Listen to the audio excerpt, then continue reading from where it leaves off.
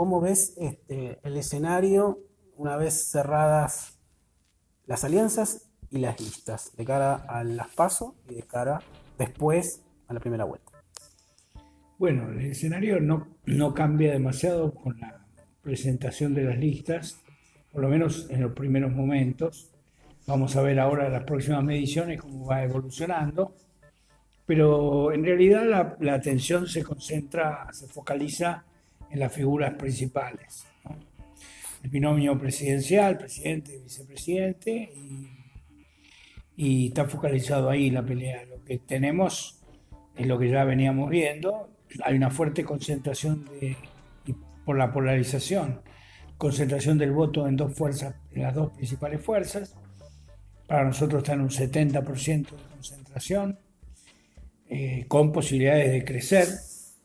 Eh, y bueno, las dos principales fuerzas son las que ya sabemos, Juntos por el Cambio, el oficialismo, y por otro lado la principal oposición, que es la alianza con todos, o de todos, no me acuerdo. Frente de todos. Frente de todos, frente de todos. Entonces, eh, todas las encuestas están marcando una ventaja del frente de todos con respecto al oficialismo.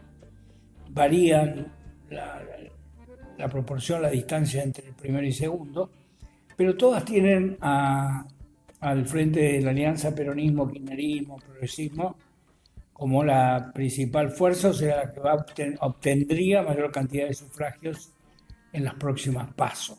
Por el momento, todavía hay un 14% de indecisos, pero, digamos, todos coincidimos en que está en la delantera en cuanto a la cantidad de votos. El tema es, bueno, tampoco prevemos ningún cambio sustancial respecto a la primera vuelta, o sea, que en la primera vuelta, de algún modo, se repite lo que se repetiría lo que tenemos en las PASO. Habría una repetición, sería una elección bastante pareja a la una respecto de la otra. El problema después es, bueno, la posibilidad de que el Frente con Todos pueda ganar en primera vuelta. Para nosotros está cumpliendo una de las dos condiciones, que es la del 40%, está en el 40%, proyectando, ¿no? 40, 41.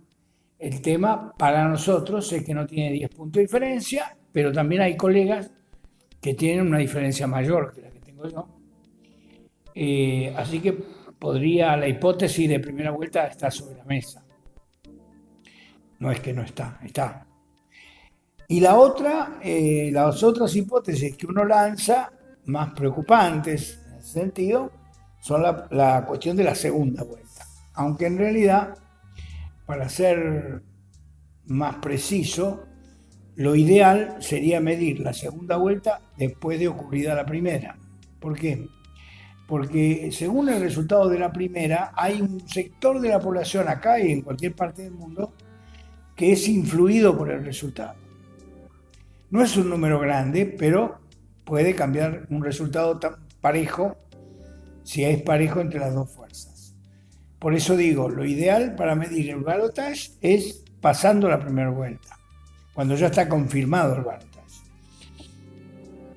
Y así que lo que estamos diciendo ahora del balotaje todavía es muy lejano, es una aproximación todavía muy rústica, muy primaria. Sí, tenemos más cerca y más certeza respecto a la primera vuelta. En la primera vuelta el Frente con Todos está primero. ¿Vos ves cercano al tiempo, vos ves como posible triunfo en primera vuelta y más lejano el de con proyección de indecisos y demás, llegar al 45 y liberarse de la diferencia? No, yo tengo 40-41 proyectando todo. Es como si no hubiera más votos, pero obviamente estamos dentro del margen de error. Yo no lo tengo en 45, lo tengo en 41, que es lo que me dio exactamente. Pero vuelvo a decir, todavía la campaña no empezó, todavía hay indecisos y demás. Con la proyección de los indecisos a mí me da 41. Pero la proyección que yo hago de indecisos era aritmética. Y otra proyección que lleva más tiempo, más trabajo hacerla, que es una proyección no aritmética y que consiste en estudiar bien claramente a los indecisos y los segmentos a los cuales pertenecen. Bueno, es un estudio más largo que en realidad las agencias no hacen hasta ya cuando pasó la primera. Esto es lo que hay. No podemos todavía decidir un resultado. Me parece que el Frente con Todos está muy bien desde el punto de vista del posicionamiento como principal oposición.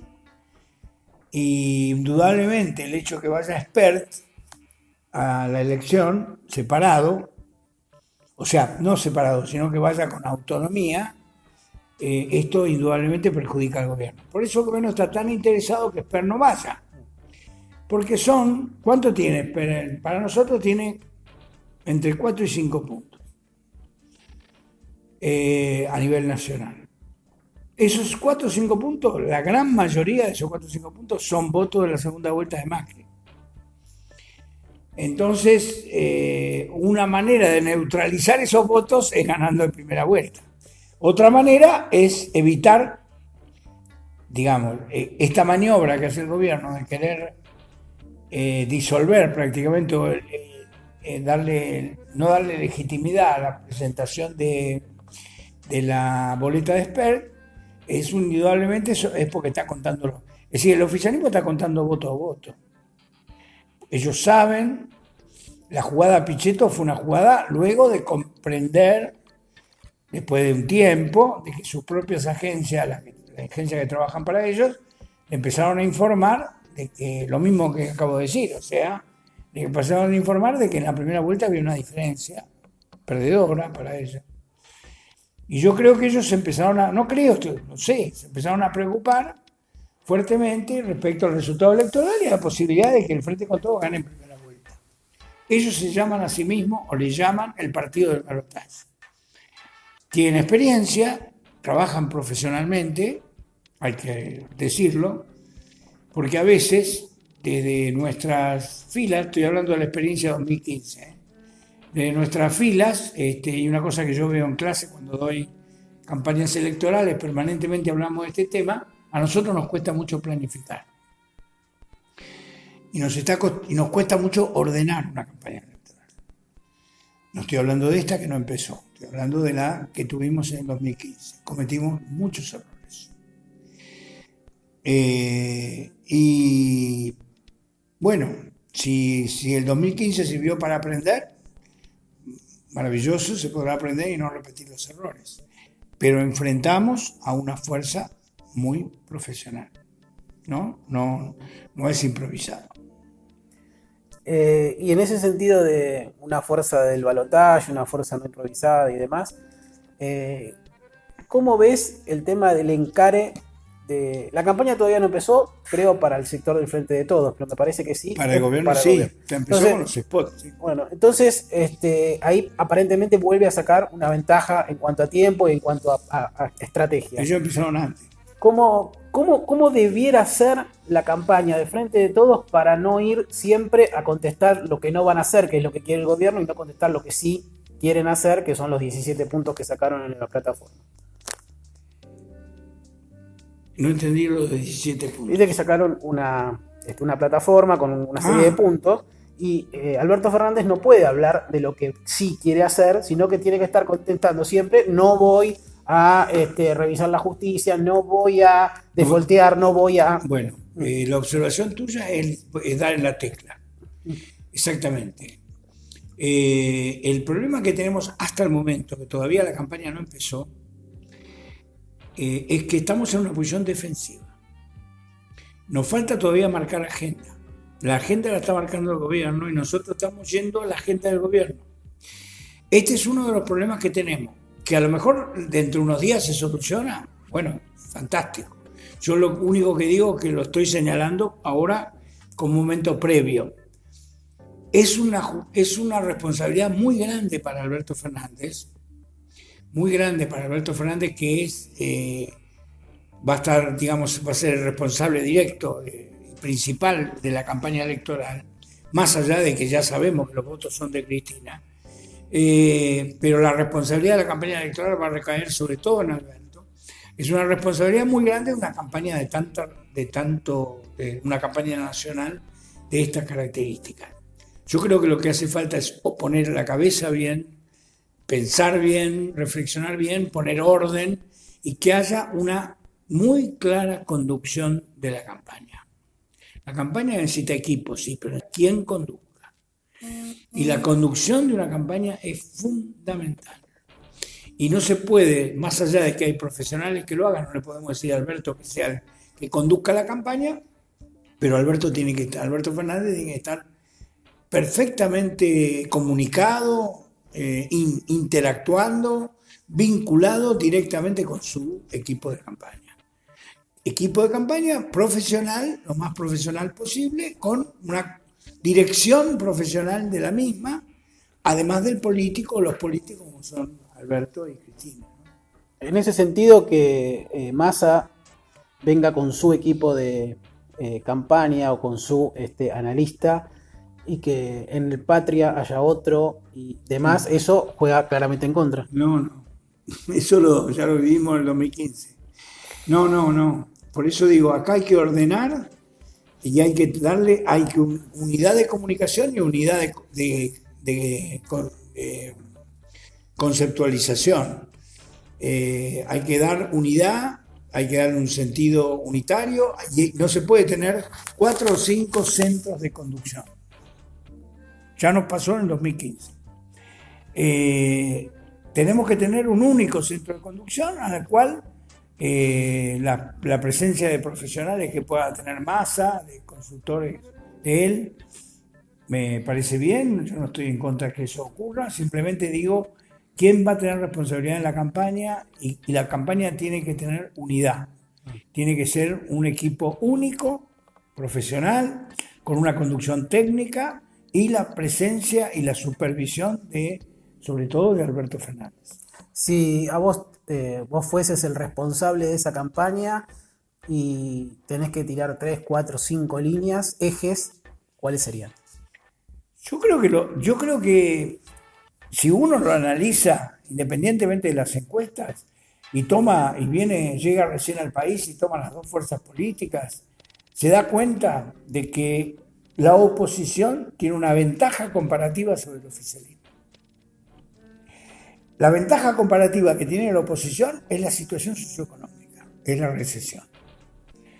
O sea que el gobierno es el que más trabajo tiene que hacer, mucho más trabajo tiene que hacer para tratar de explicar algo que es inexplicable y tratar de generar esperanza a gente que la ha perdido.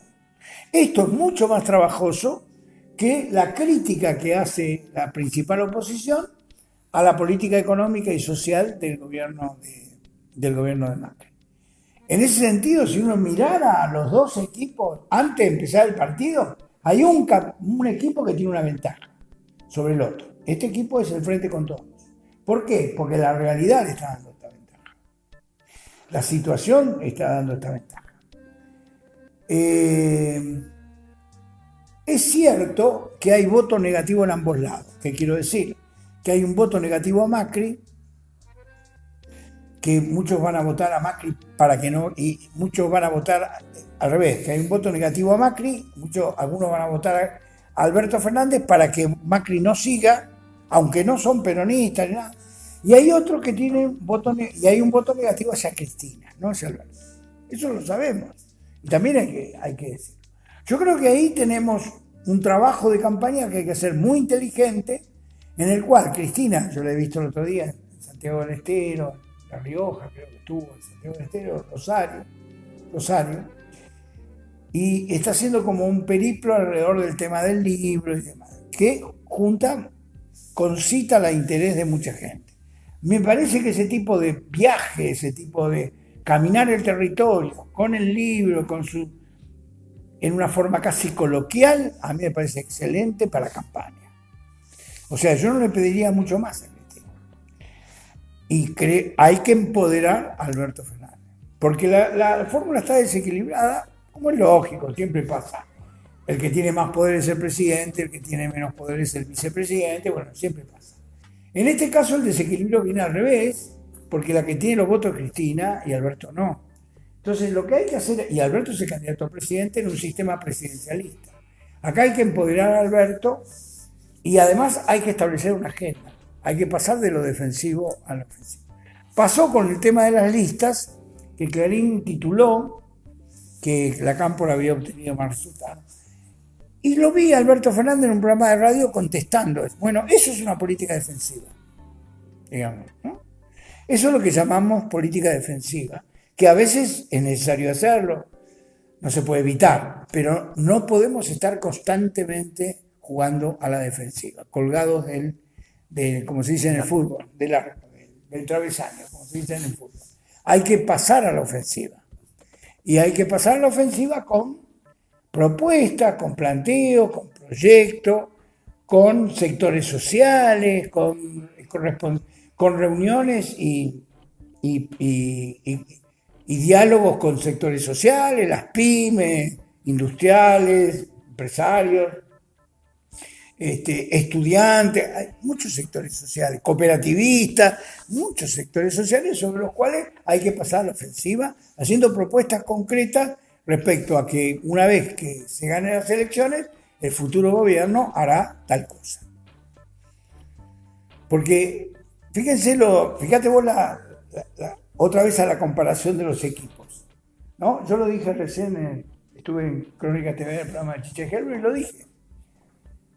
El gobierno, vamos a suponer que el gobierno haga bien las cosas en materia financiera, supongamos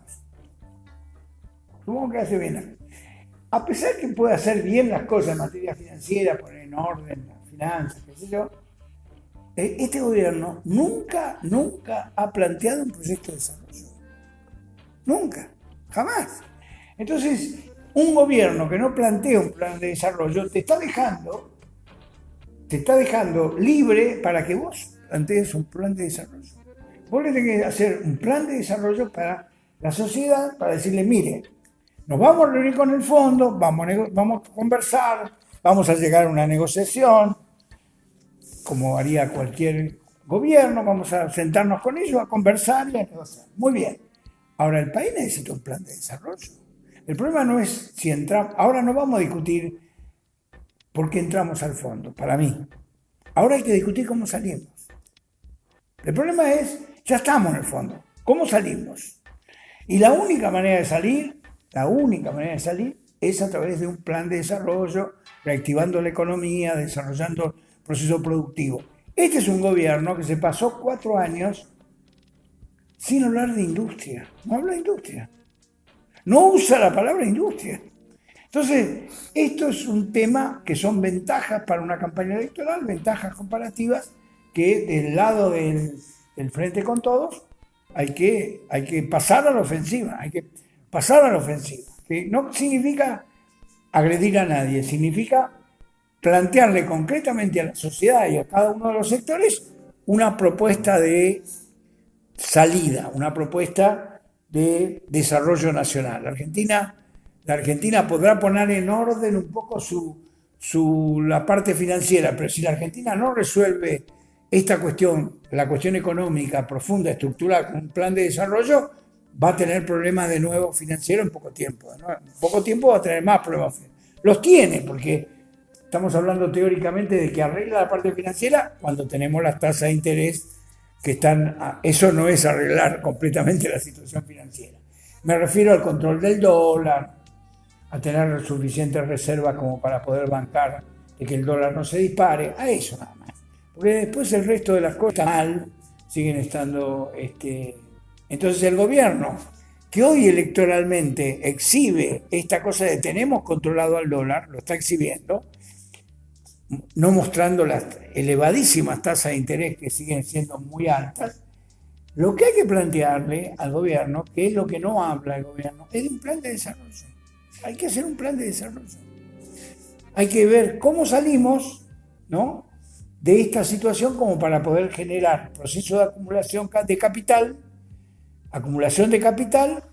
suficiente como para poder ir pagando la deuda y además que haya dinero, haya recursos como para mejorar la situación socioeconómica y para reactivar el mercado interno y demás.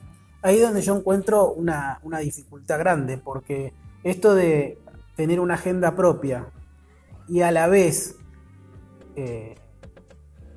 querer plantearlo en una alianza de poder, que el gobierno es un actor de esa alianza de poder, pero están los grupos concentrados de comunicación, está Estados Unidos, está el fondo, que son verdaderamente quien está sosteniendo el dólar como lo sostiene, es muy complicado. Lo está haciendo por arriba del fondo. Por arriba del fondo. Entonces es muy complicado salir a plantear una agenda, digamos, alternativa, una agenda de desarrollo inclusiva, un desarrollo productivo no financiero, cuando todos los resortes de poder no es que juegan son el poder político hoy día, me parece a mí. Sí, yo tengo una posición realista, creo que así le llamo, realista, aunque sé que puede no generar demasiado entusiasmo en algunos amigos que pueden escuchar. Pero es una posición que tengo yo, que considero que es realista, considerando cuál es la relación mundial, la situación de fuerzas, la relación de fuerzas a nivel mundial, las hegemonías mundiales y nuestro lugar ahí. Así como digo, la Argentina, mañana hay otro gobierno, la Argentina no puede denunciar el acuerdo con el fondo, tiene que sentarse. Del mismo modo digo que con Trump hay que sentarse, porque yo no lo puedo matar. Entonces, si yo no lo puedo matar, estoy hablando simbólicamente, entonces me siento a conversar siguiendo una política tradicional del nacionalismo, del peronismo, que ha sido la política de establecer alianzas regionales, que es lo que Estados Unidos no quiere. Entonces pero yo tengo que hacer las dos cosas al mismo tiempo. Tengo que tratar de rehabilitar, dado el retraso de la región ha retrocedido ideológicamente, tengo que buscar una política de alianza con distintos países, no solo con Bolivia y con Evo Morales, sino con otros países también. Hay que sentarse a discutir, hay que conversar, hay que establecer nuevamente acuerdos comerciales, como el caso del Mercosur, ampliado. Hoy ya no tenemos el UNASUR. Ahora, cuando digo con Trump me siento, después estoy hablando simbólicamente, no sé si es Trump o el próximo presidente. Lo que quiero decir es que con Estados Unidos me siento a conversar, lo cual no involucra, naufragar mi política de soberanía, nada por el estilo. Simplemente es una cuestión realista.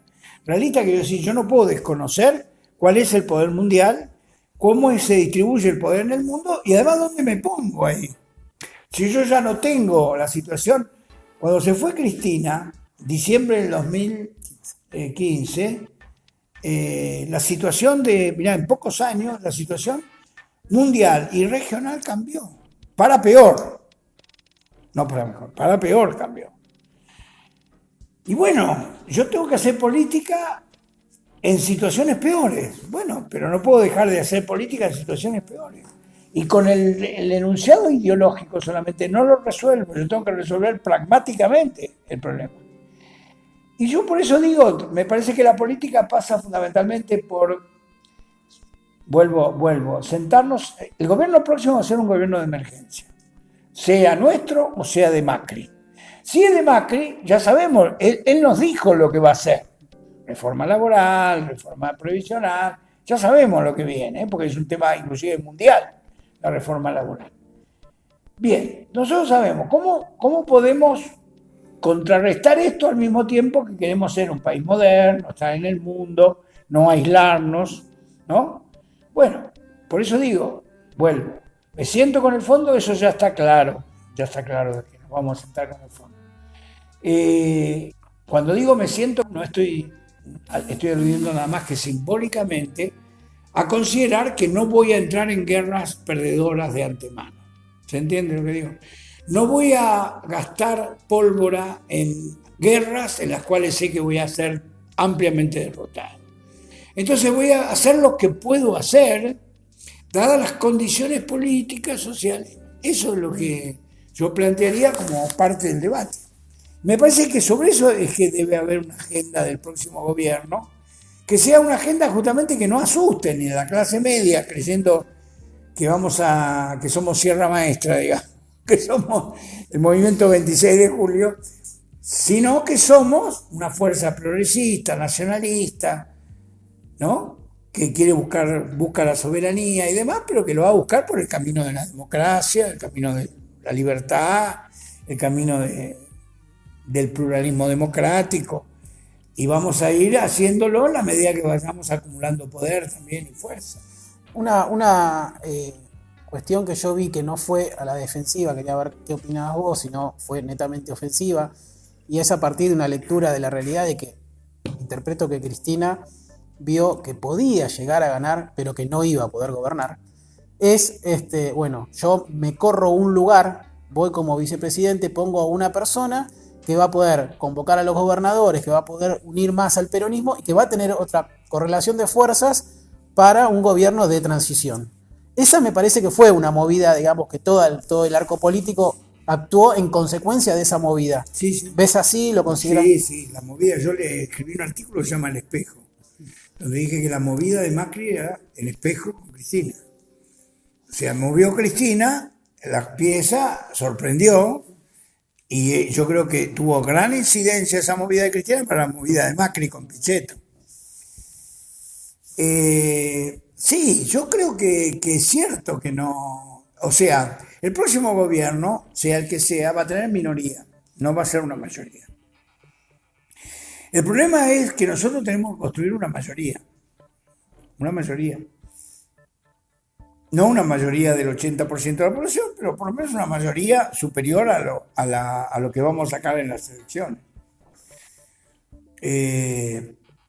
Y para eso se necesita una visión de frente, una visión frentista, una visión de acuerdo social y demás, que me parece que Cristina lo vio, y la jugada fue una jugada muy importante, interesante, porque está jugando con una figura como la de Alberto Fernández, que habían sido muy amigos personales, y que bueno, personales y de la política, y que bueno, después se habían alejado, y eligió una persona que lo había criticado, inclusive Cristina. Entonces me parece que se dan las condiciones para poder armonizar las distintas superestructuras, porque esa va a ser una prueba. Acá hay dos cosas: una, gobernar en estado de emergencia para todos los argentinos; dos, mantener al frente como frente. No es menor. ¿Por qué? Porque es lógico, cada uno tiene su superestructura, sea el movimiento Evita, la Cámpora, la CGT, CTA, cada uno tiene una idea. Mañana hay una decisión económica que vos estás tomando en emergencia, ¿no? Porque si el Fondo Monetario te saca, te deja, vos estás, cosa que no va a hacer, pero te dejara, vos estás a un paso del default, otra vez. Entonces, lo que yo digo es que es un gran desafío, así como dije antes, el desafío de la campaña electoral. Después va a haber un gran desafío, que es conducir a ese conjunto. Porque el peronismo más progresismo, más kirchnerismo, como quieras llamar, se compone de distintos. Entonces vos vas a tomar una medida económica y seguramente va a haber un economista de alguna de las superestructuras que diría, no, yo voy a tomar otra. Porque es así. No es que nos ponemos todos de acuerdo. Bueno, hay que conducir esa diferencia. Así como yo digo que hay que conducir la demora va a venir la CGT. Saluda, qué sé yo. Y van a buscar volver. Yo quiero recuperar el salario que tenía en diciembre del 2015. No se puede. O sea, va a haber que manejar la demora desde el gobierno. O sea, es una maniobra complicada, difícil, que es decirle a la CGT, a la CTA, bueno, muchachos, hay que esperar. Por eso digo, vamos a una situación delicada, donde ya sabemos lo que va a hacer este gobierno si sigue, ya sabemos. yo creo que desde el punto de vista de la política, lo más innovador, lo más interesante, inclusive diría, es que el gobierno no gane las elecciones, en el sentido de ponernos a nosotros en una situación de este tipo. Ponernos a nosotros en una situación de este tipo con toda la capacidad y experiencia de gobierno que tiene en general el peronismo. Porque así como dije lo de la CGT, también hay que decir que una vez que ganaron las elecciones, aquellos gobernadores que eran dudosos, que dudaban porque el apoyo a Cristina sí o no, que estaban en duda, que miraban con cariño a Labaña. Labaña es un hombre que tiene un gran prestigio entre los gobernadores y entre dirigentes de CGT también, algunos dirigentes de CGT. Entonces vos tenés ¿qué va a pasar si ganan las elecciones? Que esos gobernadores no dudan más, se encolumnan rápidamente. Entonces vos vas a tener lugares donde apoyarte para gobernar. Va a haber lugares donde apoyarte para gobernar. Paciencia sobre el tema de las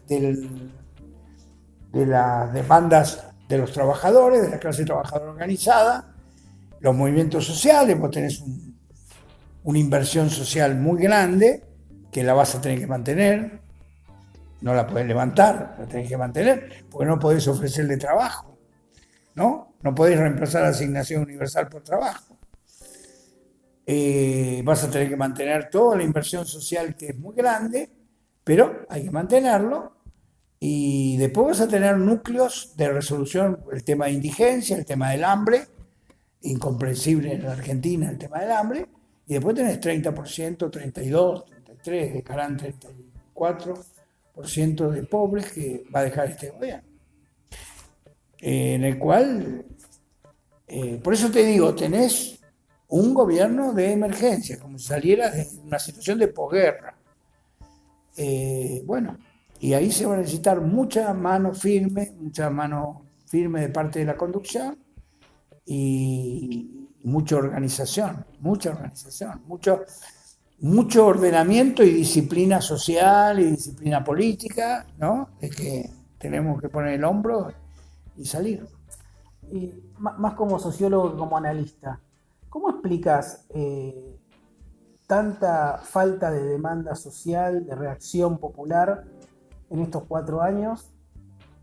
Por ejemplo, podemos tomar ahora la cuestión de los cortes de luz gigantescos, y antes, si no se podía comprar dólares, golpeábamos la cacerola. ¿Cómo se explica eso?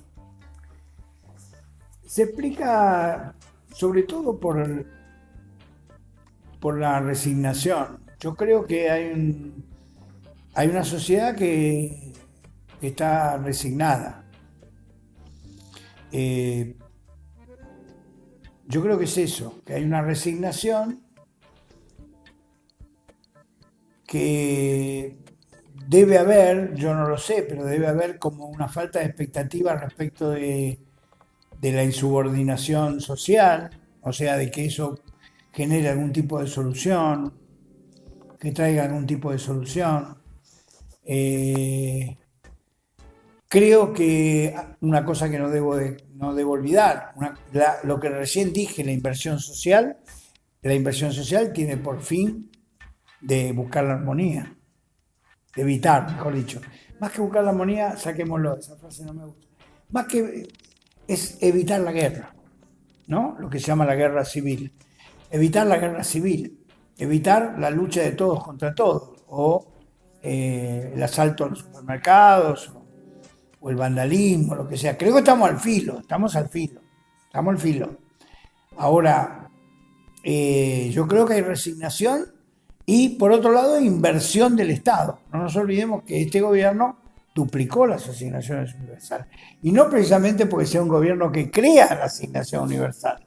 Este gobierno no cree en que el Estado debe salir, ¿no? No tiene que ver con la filosofía liberal eso, ¿no? Para nada, pero ellos se encontraron con esto y lo pensaron más en términos políticos, diciendo, bueno, no podemos dejar de hacerlo, más allá que ellos están en desacuerdo. Hay varias cosas que están haciendo que están en desacuerdo. Precios cuidados también están en desacuerdo, porque ellos son que el mercado se regula a sí mismo. Por lo tanto, el Estado no debe intervenir. Bueno, hay varias cosas que han hecho. Yo creo que lo han hecho claramente por motivos políticos y porque deben haber visto seguramente de que la gente estaba resignada, pero que estaba al filo de la rebelión.